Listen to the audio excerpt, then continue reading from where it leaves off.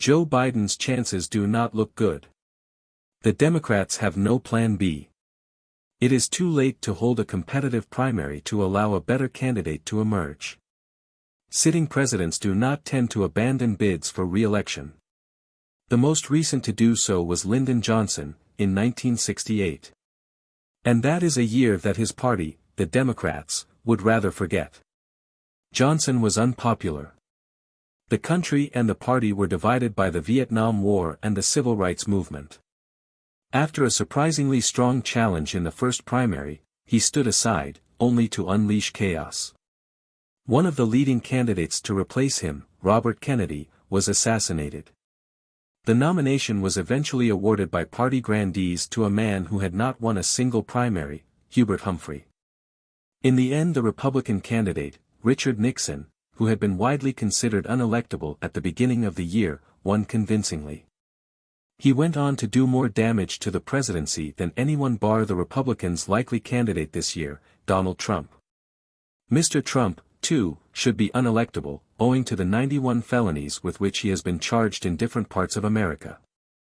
Yet Joe Biden, the incumbent president, is so unpopular he may well lose to Mr. Trump. There have been occasional calls for Mr. Biden to step aside, like Johnson. But there is no sign that he is willing to do so and no guarantee that the Democrats would end up with a stronger candidate if he did. For that reason, although many Democratic operatives have grave misgivings about his candidacy, most are keeping quiet. As one puts it, if you're all stuck on a boat of questionable seaworthiness, it is natural to wish for a finer vessel, but unproductive to poke holes in the hull or stoke a mutiny. Whitmer and wisdom. It is Mr. Biden's feeble polling that is seeding the angst. The Economist's poll tracker for the Republican primary puts Mr. Trump more than 50 percentage points ahead of his nearest rival, making him the prohibitive favorite. A polling average for the general election compiled by Real Clear Politics shows Mr. Trump ahead of Mr. Biden by a margin of 2.3 percentage points. This is well above his showing in the past two presidential contests, in which he consistently lagged in the polls. At this point in 2016 Mr. Trump's support was 7 points lower, he trailed Hillary Clinton by a margin of 5 points. At this point in 2020 he trailed Mr. Biden by 5 points. With most states so partisan that they are not worth contesting, the presidential campaign will be centered on 6 where the outcome is actually uncertain: Arizona, Georgia, Michigan, Nevada, Pennsylvania and Wisconsin. Early polling in these states also shows Mr. Biden several points behind. And some Democrats fear that these polls may be underestimating Mr. Trump's support, because his conspiracy-minded voters may not be open with those taking the surveys. Underpinning Mr. Trump's strength is a broad political shift. Partisan allegiance in America may seem hysterically entrenched, but in fact it is mutable. White working-class voters powered Mr. Trump to victory in 2016, in the years since, the non-white working class has begun to shift, too.